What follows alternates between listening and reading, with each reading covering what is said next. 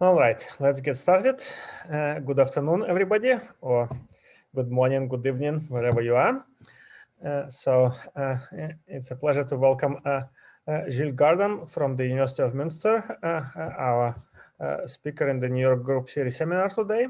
So before I hand the microphone to him, let me remind you that during the talk, I would ask everybody please to put your microphones on mute, and when and if you want to ask a question, then unmute yourself and ask a question. So after the talk, so there will be time for questions, for official questions, and then you don't have to disappear right away. So we usually have an extended period for chat and discussion afterwards. So when you can still stay and sort of chat with each other, discuss things related to mathematics and otherwise. So with that said, once again, I'm pleased to have our speaker today, who is going to tell us something about Kaplansky's conjectures. Okay, thank you. It's a real pleasure to be here in New York. I'm going to talk about Kaplansky's conjectures. Before I get started, I should just say, if you have seen this talk before, then you've seen this talk before, and I'm sorry, but I can't do anything about that. I'm talking about Kaplansky's conjectures, and my contribution to this story is a recent preprint, which I've linked here. You can also grab the slides if you want to follow along at home, if that's more convenient for you. So the paper is actually short and incredibly elementary. So you could definitely read the paper quicker than you could listen to me give this talk. So this talk will really be a survey talk. I'll put the paper in context and discuss various conjectures that are commonly attributed to Kaplansky, not just the unit conjecture. So the paper is really short and elementary. The one thing that's not in the paper is sort of the story of how I came up with this counterexample. So of course I came to this problem with some new ideas and some new tricks, because if I didn't, then presumably someone else would have already done it. And certainly trying to naively cook up this counterexample would be something not really feasible. So at this point, it's still not entirely clear to me if I can push my techniques to try and settle some other problems. And for that reason, until I can completely convince myself that I'm not going to be able to push these techniques anymore, that's something that I don't really want to talk about. So I hope that you'll indulge me with a bit of patience just for a little while longer while I try and sort a few things out for myself. Anyway, enough preamble. So I'll talk about Kaplansky's conjectures today that conjects about group rings. So I'll start with just recalling the definition of a group ring, so we're all on the same page. So suppose we have a group and some ring R. So we form the group ring by just taking formal sums of group elements multiplied by coefficients from the ring. And we take these finite formal sums. The addition is defined sort of in the obvious way, collecting together the coefficients of group elements. And we define multiplication just multiplying the ring elements and multiplying the group elements. And so the distributive law tells me that I have to multiply a product like this. So in other words, we could say that we, are taking the, taking our group elements as a basis and then just extending multiplication on the group linearly to this ring. So it seems maybe at a first glance to be, a little naive. It's quite useful. Comes up a lot. So first I should just justify this statement that, I've taken a group and a ring and combined them together to give me a new ring. The group ring does contain the ring and the group in this sense that I can embed the group by just mapping each group element to one of the ring times that group element. So I'll always assume that my rings have got a 1 in them. And then the multiplication in the ring, just mimics the multiplication in the group. So I've really embedded my group into the group of units of that ring. And if I just take ring coefficients and attach them to the identity of the group, then I realize my ring R is a subring of the group ring. And so with these embeddings in mind, I can write something like R minus G, where R's in the ring and G's in the group, and that really makes sense. So maybe it looks like a little, I mean, certainly when I first saw this definition, I thought it was a bit of a quirky little trick, some sort of gadget. It wasn't clear why this would be useful. I guess sort of one of the reasons why it's useful, and it's something natural that comes up all the time, is that group actions on R modules. So of course, if we have the special case that R is actually a field, that's just group actions on vector spaces. That has the same things as modules over the group ring. So groupings will naturally come up whenever we want to study groups acting on modules, say in representation theory or in topology. We've got a chain complex that our group's acting on, say. And just a quick word on terminology. If K is a field, then this is really an algebra over that field. So often one hears the term group algebra instead of group ring. So in my talk today, basically always the ring of coefficients R will actually be a field. But I'll just stick to talking about group rings because that sort of makes more sense for me. Great. So an example, say we take our group Z generated by some letter T, then grouping is just finite formal sums of powers of this generator. So that's just Laurent polynomials where I have both positive and negative powers. And similarly, if we take Z to the K for the abelian group, then I'm going to get Laurent polynomials in multiple unknowns. Great. So that was a sort of very quick introduction to group rings. Now I'll say something about conjectures in general, because Kaplansky's conjectures, they sit in this genre of conjectures that maybe apply to all groups, and we have to be a little bit cautious when we're dealing with such bold conjectures. So Gromov said unto the people, any statement for all countable groups is either trivial or false. So, and when we're dealing with these sorts of statements that claim to be sort of applicable always, we should keep in mind this sort of slogan of Gromov's. Of course, this is all just a matter of perspective. Any theorem that doesn't apply to all groups, we can phrase as a theorem for all groups by just saying, either the conditions of the theorem don't apply or the conclusion of the theorem holds. So, I mean, it is all just sort of philosophy in a sense, but certainly these are conjectures that really look like they're trying to apply, okay, maybe not always for all countable groups, but perhaps for all torsion-free groups. And if we're saying all torsion-free groups, then maybe we think that's close enough to being a statement for all groups that it just shouldn't be true. Because ultimately, if we've got a statement that's for all groups, it's something that we can prove just using group axioms. There's 3 little group axioms, and we don't have that much power to get a theory going using only these 3 axioms. Anything that we can prove using those 3 axioms is probably something trivial and like stuff we see in a first group theory course. So Cayley's theorem, Cauchy's theorem, these sorts of things. So that's this philosophy that we should keep in mind. But we have to take it also with a grain of salt, because if we call this a meta theorem, then it does have known counterexamples. I'd be really interested to hear more, if you know more, in the discussion at the end. I have thought of, or stumbled across one more, rediscovered one more since the last time I gave this talk. The first example is really old, and it's maybe not a terribly difficult theorem to prove, but it's still something that uses group theory. So there are some other statements that are known to hold, for all group rings, maybe with some restrictions. But there one would maybe more argue that they're really ultimately just statements about rings or statements about fields. Whereas I'd say this first statement I have here is something about, it really needs a bit of group theory to get it going. Not an awful lot, but still some. So it says that if we take the group ring of a torsion-free group over some field, then that's prime in this sort of ring theoretic sense, that if I have 2 elements A and B, and if I multiply the whole group ring on the left by A and on the right by B, and that's always 0, then that means that one of those things had to be 0 to begin with.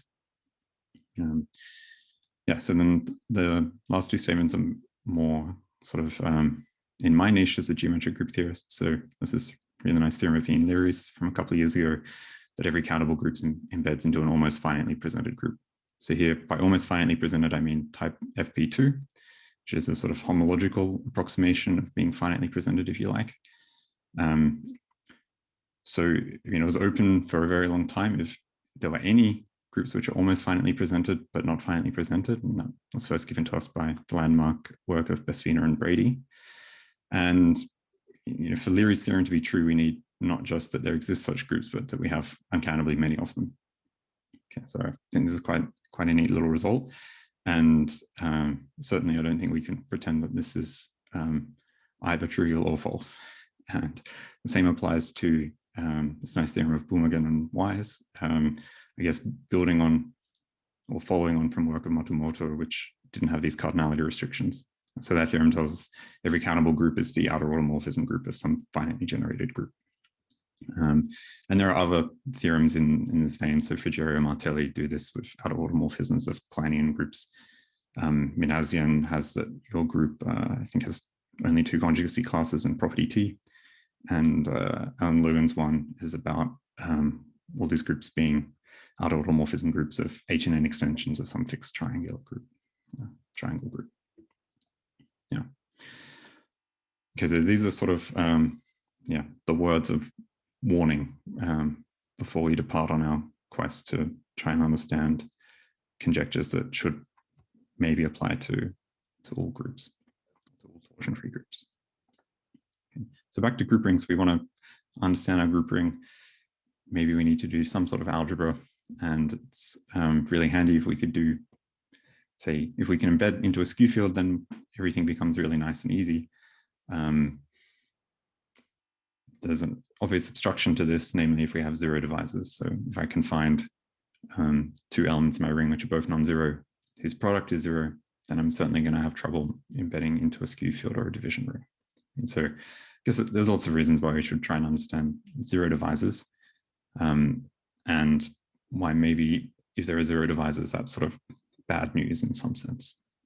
But yeah, as I should say, I might say multiple times during this talk, but I'm not a ring theorist, so I'm probably not the best person to really motivate this part. So anyway, if we're working with groups that have torsion, then there's some bad news straight away. There's always going to be zero divisors. Namely, we can take this nice easy identity that we know from high school, and this identity makes sense in the group ring. I mean, this, there are implicit ones in this expression. Ones of the ring, but yeah, this thing makes sense. It's still true in the group ring, and certainly G has order. I've said G has order exactly n, so 1 G all the way up to G n minus 1. These are distinct elements of the group. So regardless of characteristic, these really are two non-zero elements of my group ring, and their product 0. Okay, so that's what happens with finite cyclic groups. With the infinite cyclic group, though, we don't have zero divisors because these are just Aileron polynomials. So we could embed them in.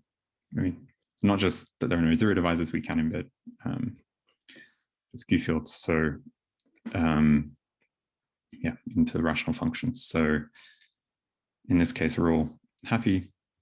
Infinite cyclic group is not going to produce zero divisors in any obvious way.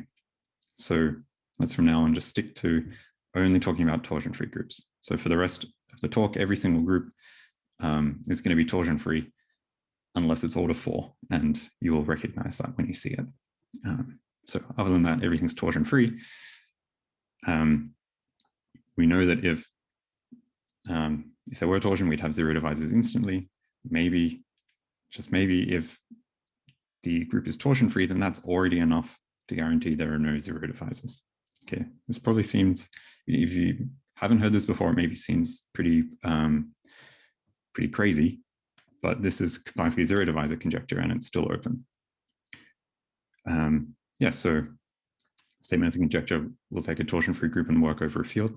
Okay, we could maybe try and formulate for some non-commutative rings if we make assumptions about zero divisors there and so on, but I'll just keep everything simple and make everything with field coefficients today. So yeah, conjecture states that then the group ring KG has no non-trivial zero divisors, so no non-zero zero divisors.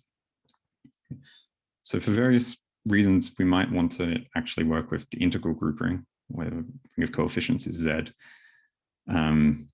Z's obviously not a field, but we can just embed in complex group ring or the rational group ring. And if we prove the theorem there, then we have the theorem for the integral group ring. So I'm not losing this very important case that we probably care about by always working over fields.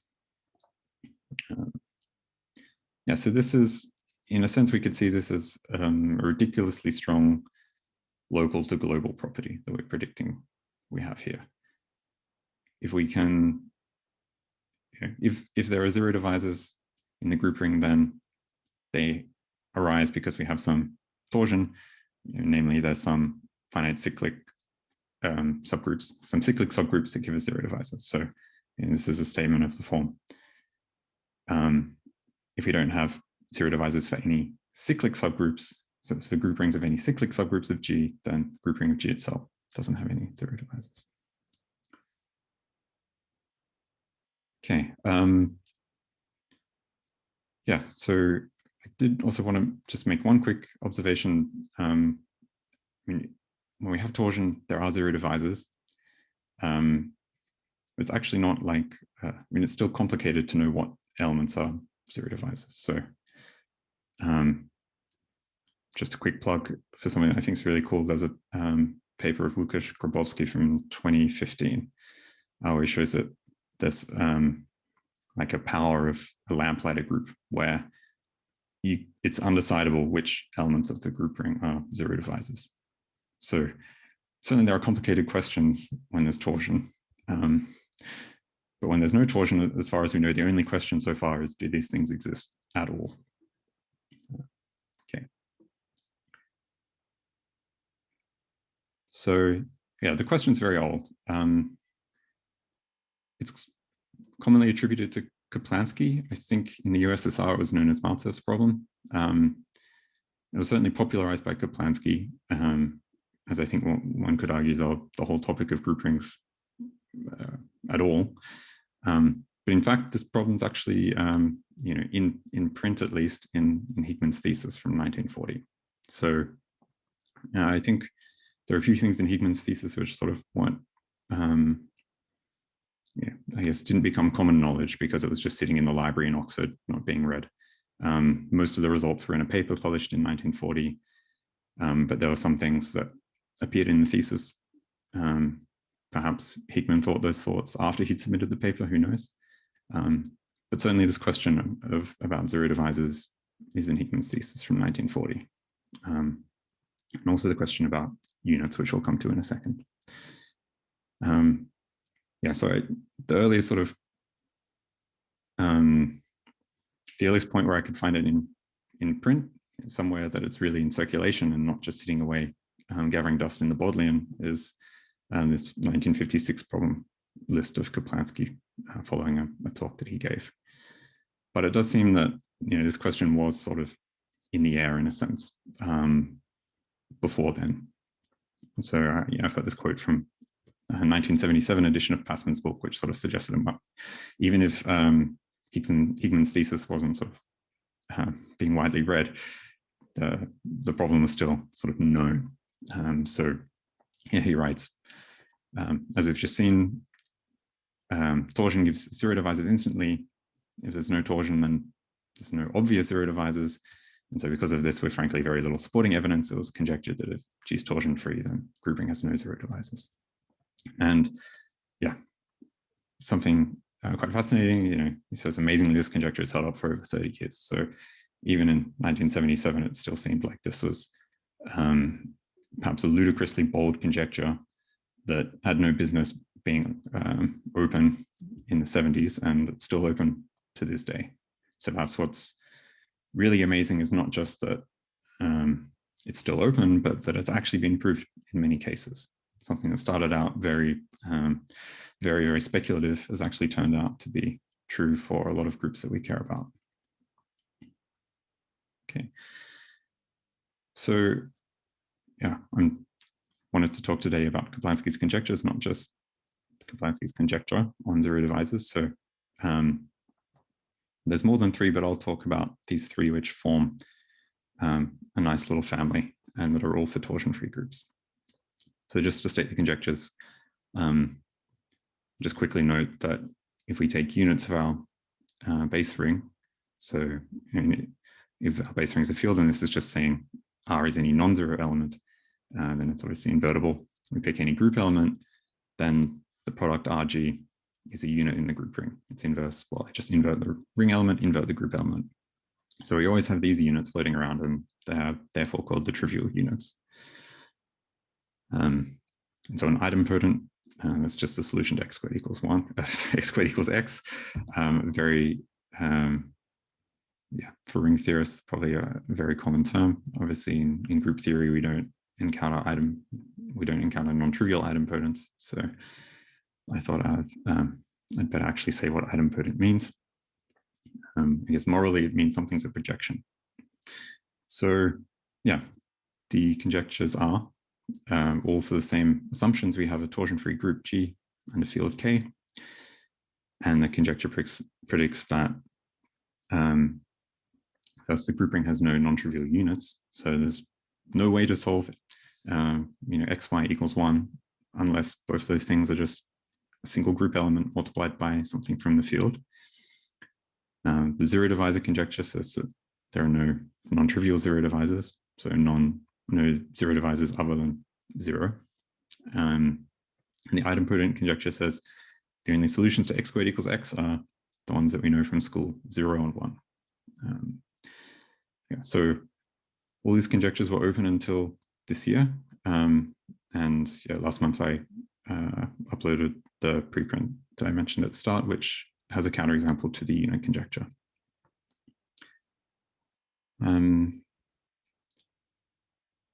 Right, I think that's all I wanted to say at this point. So I introduced the zero divisor conjecture first. I think it's probably the best known, but I've written it here second in the list because it's somehow in the middle, and since we'll get to in a second. So what is that exactly? Well, there's relationships between the conjectures, namely they just fit into this little implication chain. So the unit conjecture is the strongest, so it's the easiest to disprove. It implies the zero divisor conjecture, which implies the idempotent conjecture. So yeah, zero divisor sits in the middle. I think it's probably the most famous. The Passman's book, for example, has a chapter called the zero divisor problem, I think. It talks about the unit conjecture as well, but it's sort of, it's set up mostly with a focus on zero divisors. But we should certainly be interested in the unit conjecture just because it's a nice question to begin with. Understanding units and group rings is important, especially integral groupings for topology. And if we understand it, then it helps us understand zero divisor conjecture because it's stronger. Okay. But in the end, we know that yeah, this first arrow is really only one directional because we have a counterexample to the unit conjecture for a group that satisfies the zero divisor conjecture. Yeah, so I should say, these three,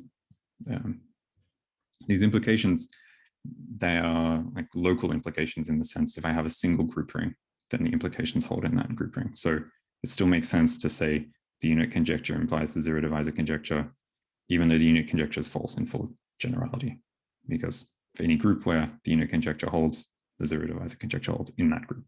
Okay. So actually, these implications are not too hard to prove. So let's go through them now, and then we'll have seen a little bit of maths, a little bit of proof. So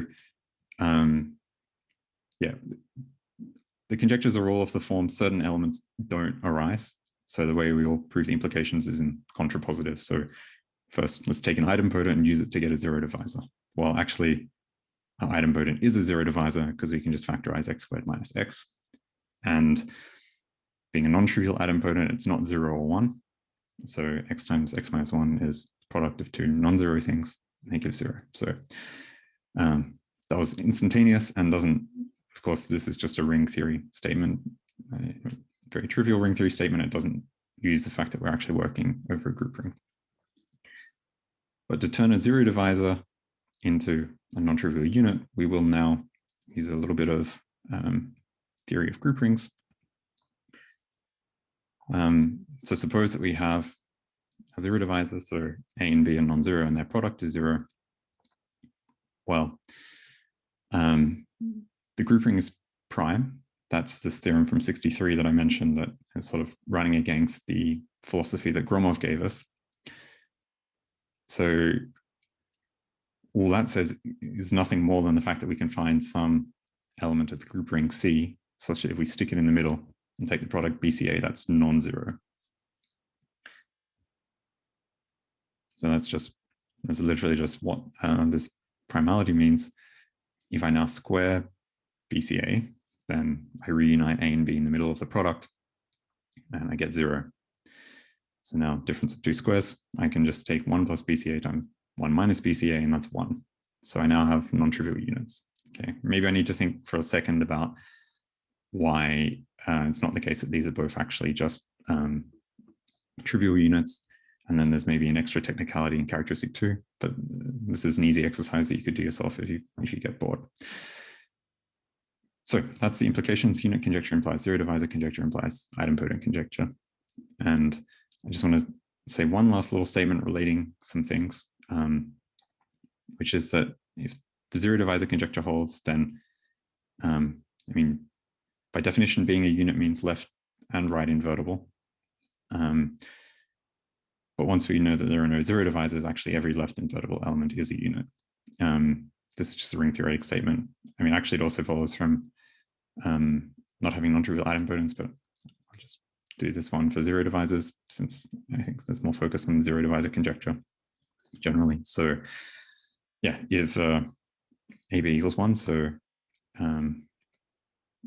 okay, B is left invertible, then you just write out this product, expand it out, I get 0. Zero divisor, I'm assuming there are no zero divisors, so since A is non-zero, I know that BA minus 1 has to be 0. So BA is 1 as well. And I know that B is right invertible, so it's a unit. Okay. So that's how the conjectures relate to each other. Now I'd like to talk about how they relate to other properties or conjectures of groups. So actually quite a lot is known about these conjectures and when they hold.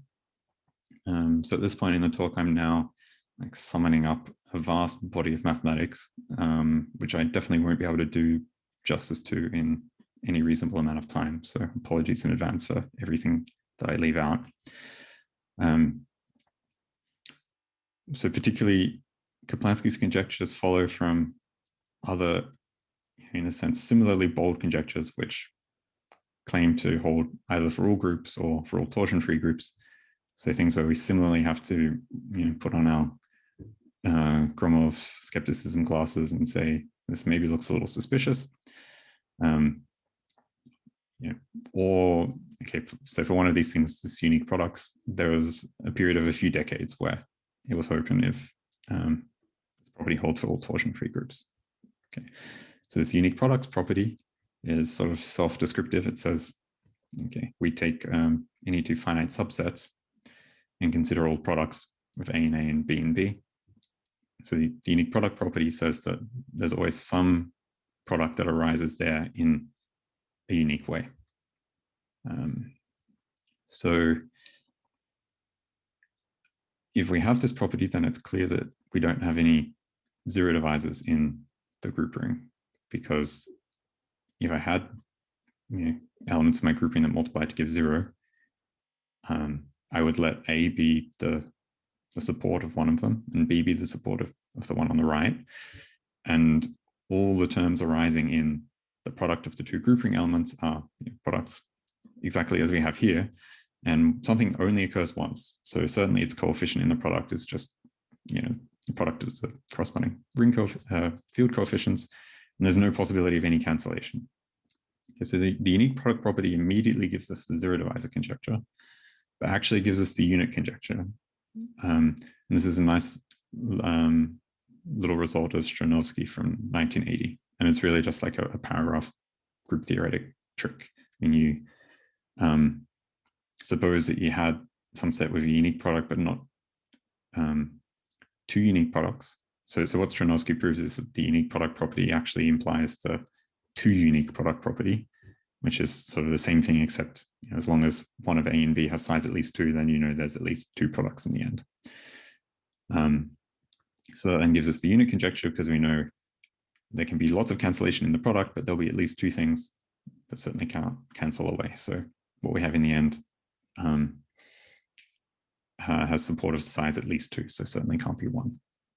Okay, yeah. And Stranovsky's thing is really just like, suppose that we had something where we had a unique product, but not 2 unique products, then we can take something like one set as B times A inverse and the other as B inverse times A, I think. Something like this. It's a really nice little trick.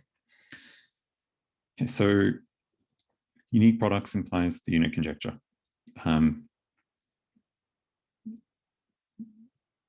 This property is very sort of combinatorial group theory. I mean, it's only something, it's very very direct group theory sort of thing. And that's, as far as we know, the only way that we can prove the unit conjecture. The other 2 conjectures, the zero divisor conjecture and the idempotent conjecture, turn out to be amenable to approaching through sort of analytic, say L2 or K-theoretic approaches. And so for that reason, we know the zero divisor conjecture and the idempotent conjecture in a lot more situations than we know the unit conjecture. I think probably, if we look back into the 40s or 50s, probably the zero divisor conjecture and the unit conjecture didn't look all that different. But the way things turned out, they sort of have a very different flavor. And the weaker 2 conjectures we can approach with some sort of machinery. And the first seems to be really just something that's comes down to this very concrete group theoretic property, as far as we know. I mean, there's a lot that we don't know. Right, so particularly the Atiyah conjecture gives us the zero divisor conjecture, at least with complex coefficients. Lernell actually tells us more, namely that our group ring, the complex group ring, embeds into a skew field. So I won't get into what the actual statements of Atiyah, Baum-Conn, and Farrell-Jones are. They're sort of big conjectures that people care a lot about. So Baum-Conn and Farrell-Jones both give the idempotent conjecture over complex coefficients. So that's great to know. Of course, it's a lot more useful to know these implications if we know that there are groups we care about that satisfy these other conjectures, and that is the case. So for example, residually torsion-free solvable groups satisfy the Atiyah conjecture. That was Schick, I believe. Hyperbolic and amenable groups satisfy Baum-Conn. It's Meneyev, Laforgue, and Hicks and Kasparov. Maybe we could directly go to idempotence with Pushnik. Hyperbolic groups and cat-zero groups satisfy Farrell-Jones. So that's Bartels-Luck, Reich, and Bartels-Luck. And in fact, if we're working with elementary amenable groups, then we don't need this characteristic zero assumption. There's a paper of Kroppel and Moody, which shows that the zero divisor conjecture holds over any field for elementary amenable groups. That's from 88. And I guess there's even more results that are not here. So Bass did idempotence for linear groups way before these other results.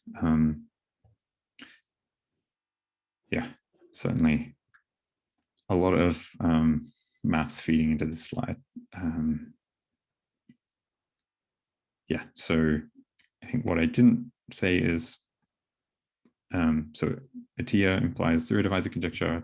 I think there's sort of basically Linnell. I think a good reference is Luke's book. The Baum-Kohn conjecture implications written up, for example, in Alain Villette's introduction, and implication of proofs that Farrell-Jones implies idempotent conjecture. Oversee, that's in a paper of, I think, Bartels-Leclerc. Okay.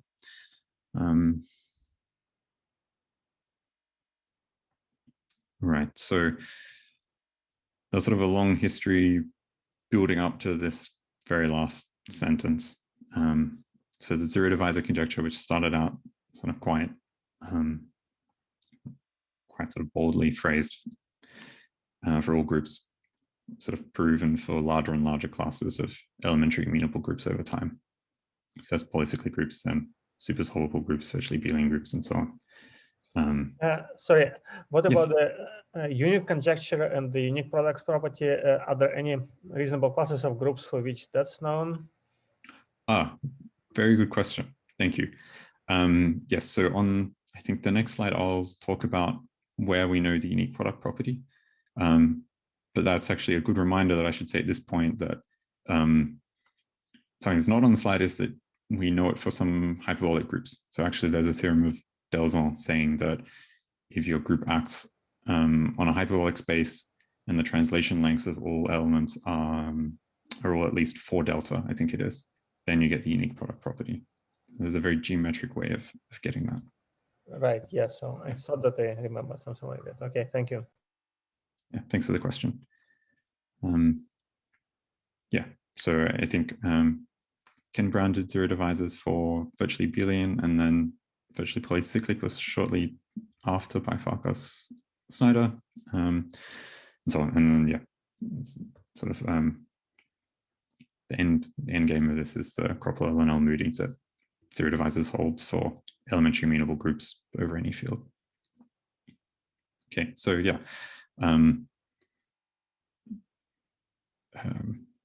My paper is about the unit conjecture, and as indicated, I haven't said much here about when we can apply the unique product property.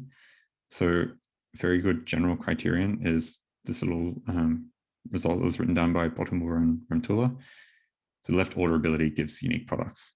And this is really easy, we'll prove it because it's that easy. So yeah, this class of left orderable groups, so groups admitting a total order that's invariant under left multiplication. That includes locally indicable groups, so groups, all of whose finitely generated subgroups map onto Z. That's Burns and Hale, I think. And so this class of locally indicable groups includes a lot of groups that I like, torsion-free nilpotent groups, torsion-free one-related groups. It's closed undertaking extensions, so we have, say, free bicyclic groups. It has special groups in the sense of Faglin and Wise. It even includes, say, Thompson's group F, which is something maybe a little bit more funky. Yeah, so in a way we can, in Higman proved unit conjecture and zero divisor conjecture for locally indicable groups. So in a way we've now like factorized that theorem as a sequence. Locally indicable implies left orderable, implies unique products, implies 2 unique products, implies units. Okay, yeah, so how does this work? Well, you could maybe guess how the proof goes.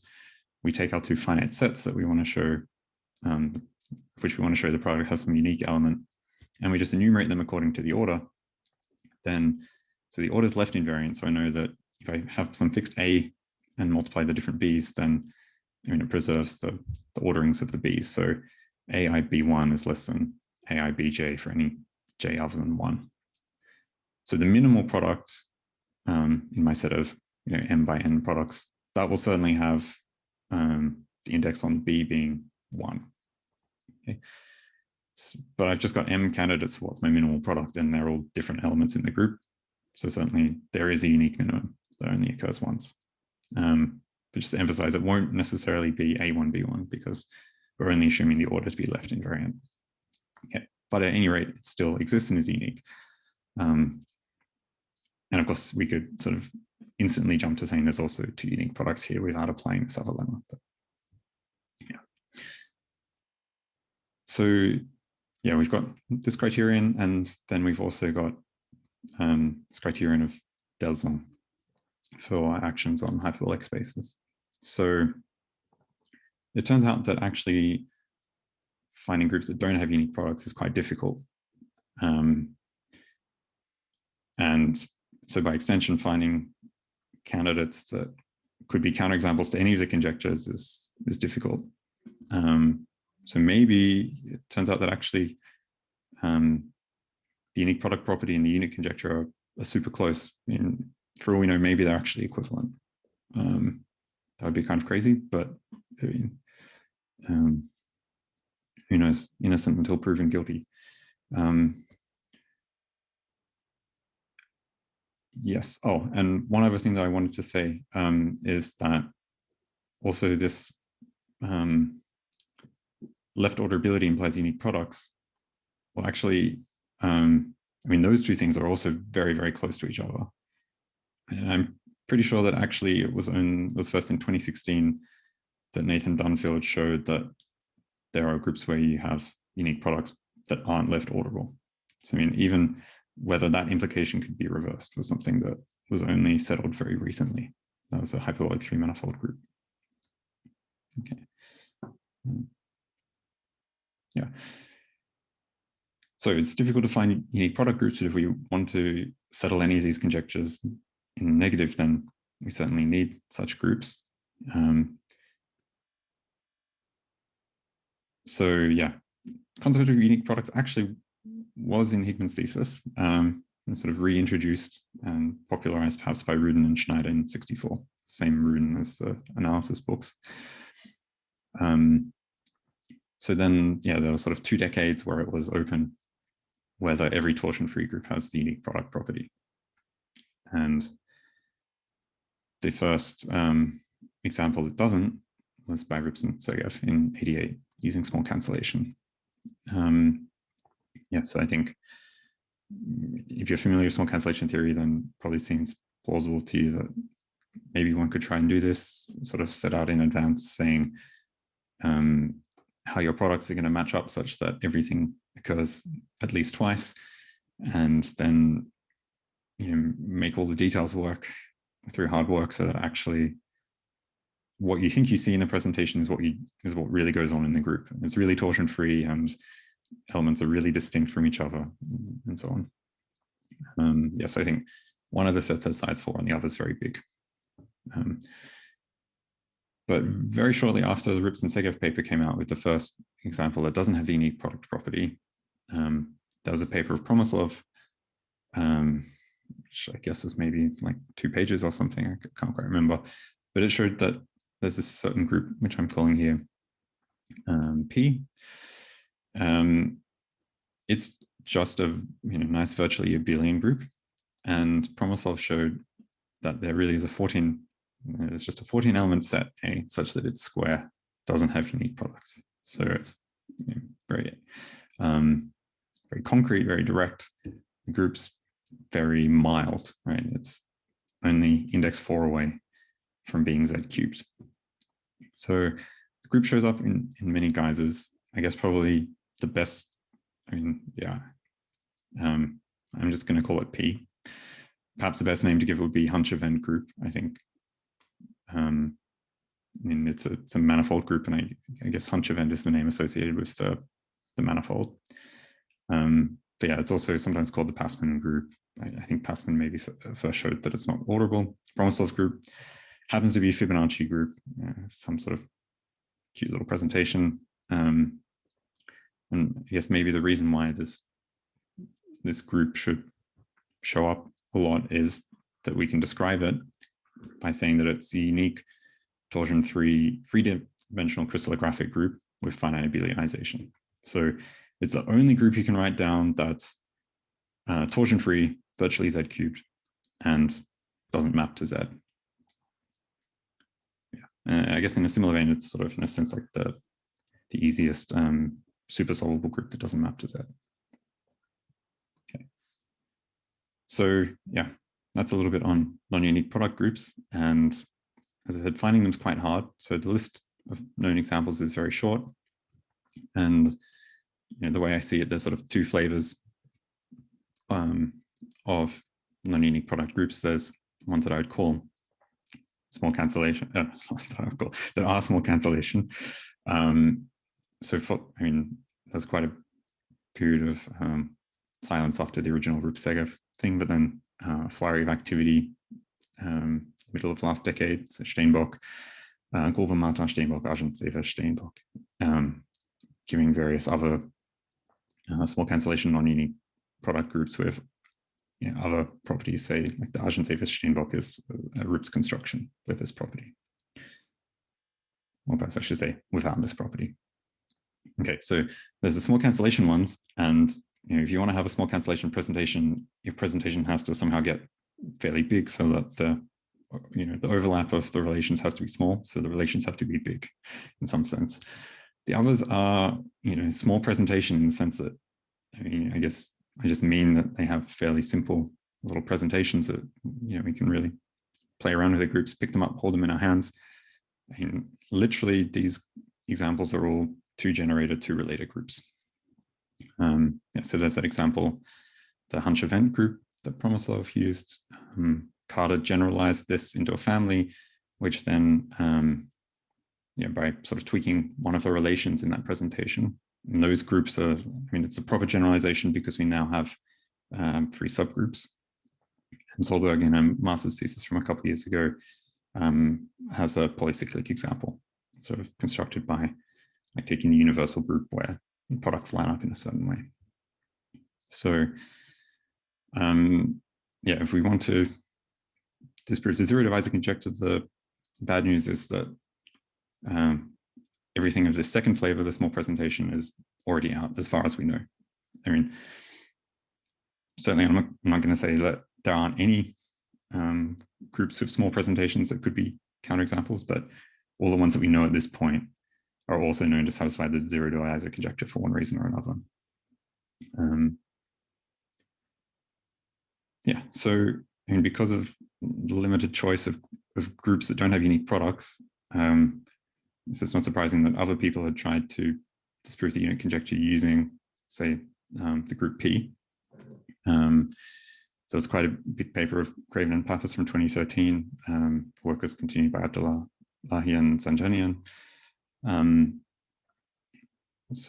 Craven and Pappas proved that there's no non-trivial unit in the group ring of that group that have what they call length at most 3, which just means if we take the support, the elements in the support of that group element and map them onto the infinite dihedral quotient, and then look at the length in the infinite dihedral group, that's always at most 3. Okay, so that's already a lot of work to try to prove this result. Very difficult, big computation, but it does apply to things with arbitrarily large support, because we're just saying how small the support is once we project onto the infinite dihedral quotient. But in the kernel, we've got like a z squared. So that part of the unit could be arbitrarily big. So the real payoff of getting this lower bound on any non-trivial unit, or proving the unit conjecture for all group ring elements up to a certain length, is that they could finally answer the sort of obvious question that had been around since Promislov's paper, which is, can you take Promislov's set and use it to create a non-trivial unit? Right? So as a result, they say, there's no unit supported on the Promislov set of 14 elements. So on whether support is that or some subset thereof. So, if you're wondering, is the unit conjecture really just somehow, for some bizarre reason, the same as unique products? Well, if that were the case, the converse implication, the one we don't know, that can't be true in this like super local sense, that I can't say, here is my failure of unique products. I'm going to just pick the right field coefficients to associate to those group elements and then get a non-trivial unit. So,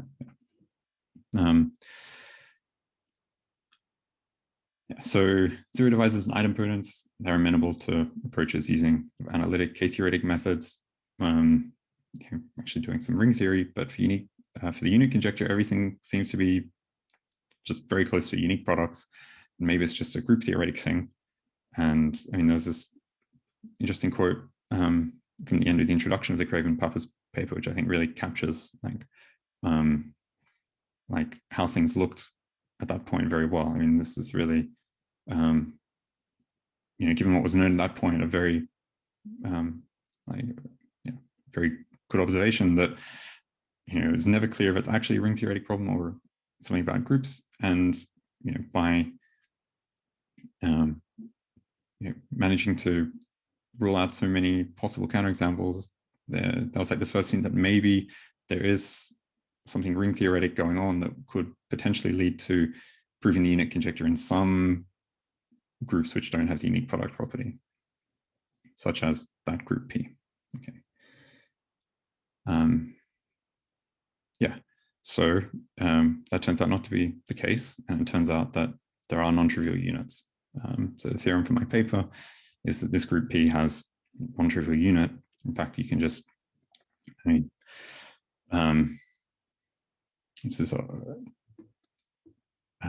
it's very concrete. It's sort of theorem where once you've seen the problem, the theorem statement, okay, and also I've written down the inverse, verifying it is very straightforward. So, this is something surprising, but of course, in the end, the paper is very elementary. And in fact, the computation fits down onto 2 pages. And now that we know this, I guess we now know in the end, unit conjecture turns out to just be something very, just about groups in a way. There's no hope to apply ring theoretic or analytic methods or anything of that sort to prove it. And even in such a mild group, something that's, extension of Z cubed by Klein 4 group, we can already have non-trivial units. Does it matter that the field here is F2, or would it work over any field? So that's a very good question. I think for my example, it definitely matters. I tried quite hard to make it work elsewhere, and I got sufficiently stuck that I thought I should, write this paper, set it free, and see if anyone else is then inspired to find units with other coefficients. But the original computation, so did you use the computer, or like it was just? Yes, it was computer assisted. Yeah. Mm-hmm. Yeah, but I mean, the paper is written such that everything makes sense and everything is like human readable. There's no dependence on any computation in the paper. The paper, as it stands, could have been written in the 40s. Yeah.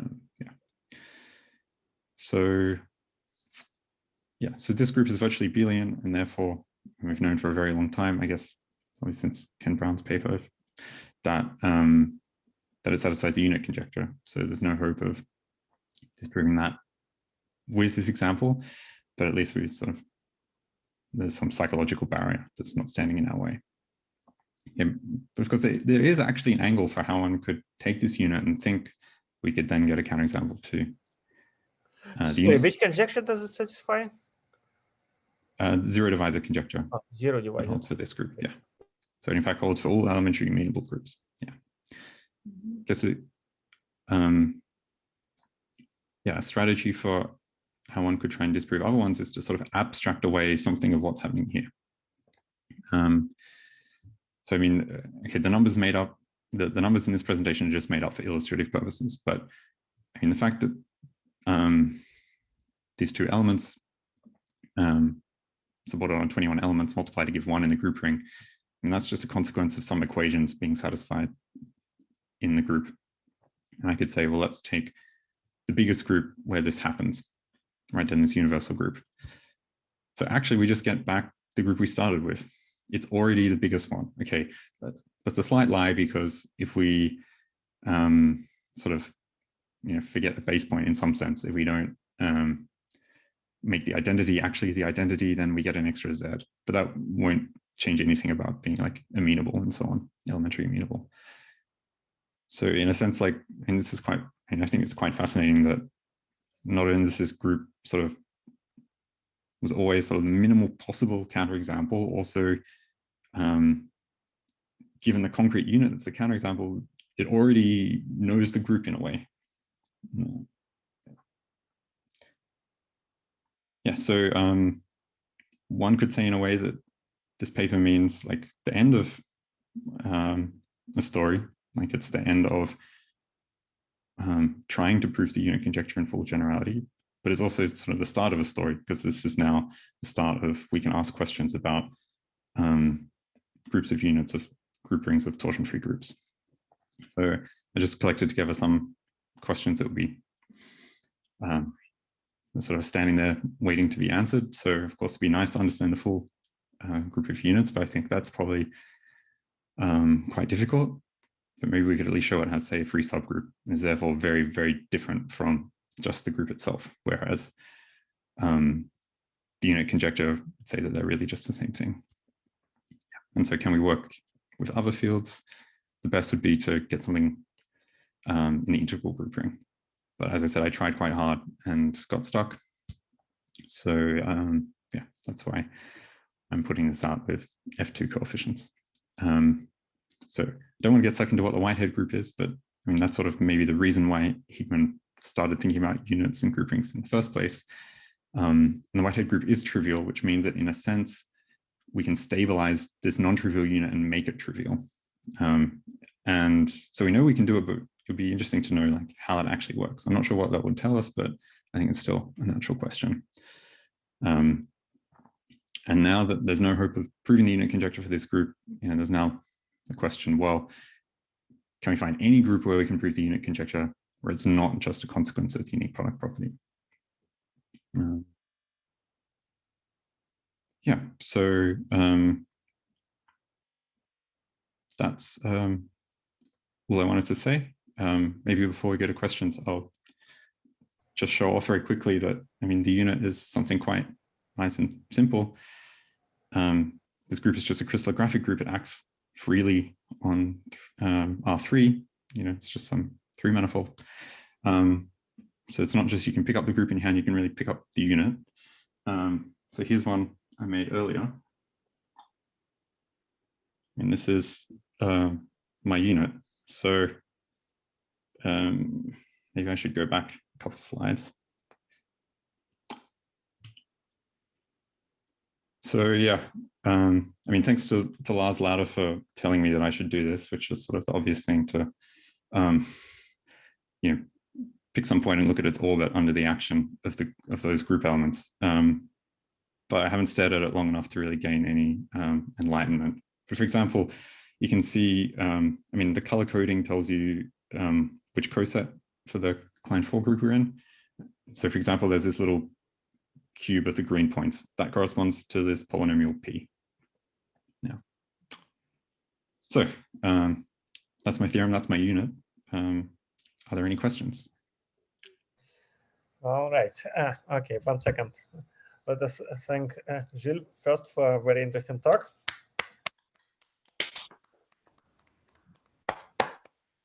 Thank you. And now, if there are any questions, you're welcome to ask them.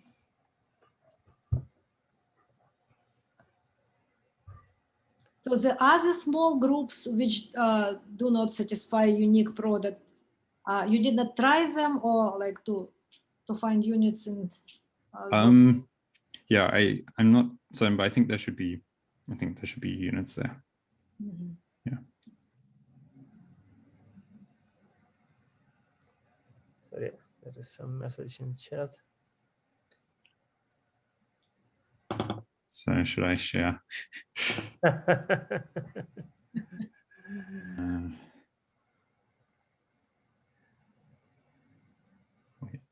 Secondary camera. Yeah. Do I look bigger now? Now you stop sharing, at least as far as I can tell. Okay. You stop sharing your slide, so we just see you. So you just probably. Okay. Well, maybe I should go back in case I want to. I mean, I think it was fine, you know. So yeah. Because the screen with the slides is now blank, so you may just as well show. But maybe, yeah. Actually, I can't really think of anything that I would end up writing, but just in case. Yeah. So I mean that if the secondary camera is switched on, we see the big picture, so we can see the probe better if you actually show it. Well, why don't I just yeah, why don't I do that? I think it's unlikely that I'll have to write anything with a pen. Yeah. Okay, so yeah, that's my prop. Ah, Okay. Yeah, so I mean, you can see, for example, that the polynomials Q and R are actually isometric. They are the blue and the red ones. But yeah, so obviously, if I was there in person, you could pass this around, it'd be like a bit easier. So regarding the questions that you wrote on the last slide, about how big the group of units, let's say, of the over F2 in P is. So what's your guess, like how big it is? Are there 3 subgroups? I mean, do you have an expectation? Yeah, I have to say, I really don't know. Yeah. I don't have much of an intuition. Yeah.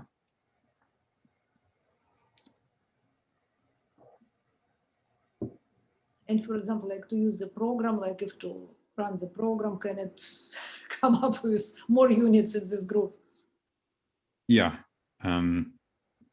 Yeah, I know some others, but I, for example, haven't checked that they're really distinct, like that they're not just that they're not just generated from this one and the group elements and the trivial units. I mean, yeah. And with zero divisors, are there any like groups which are candidates for non-satisfying? Yeah, so I guess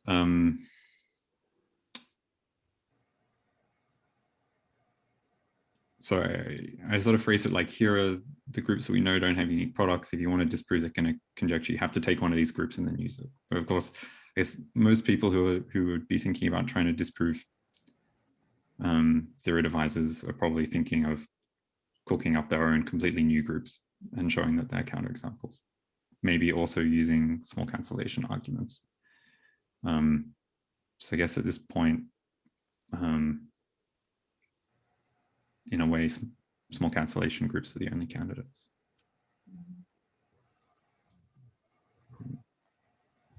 There was a question from Ben Steinberg. How did you find the unit? Is this someone who came in late?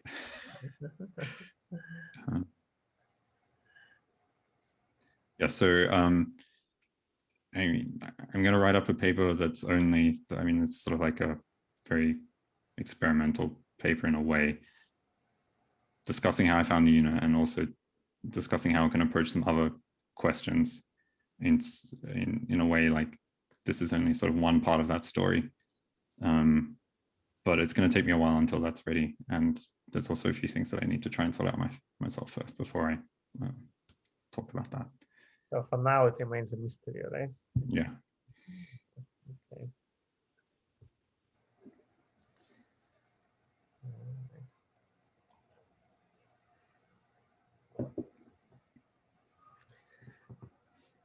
Okay.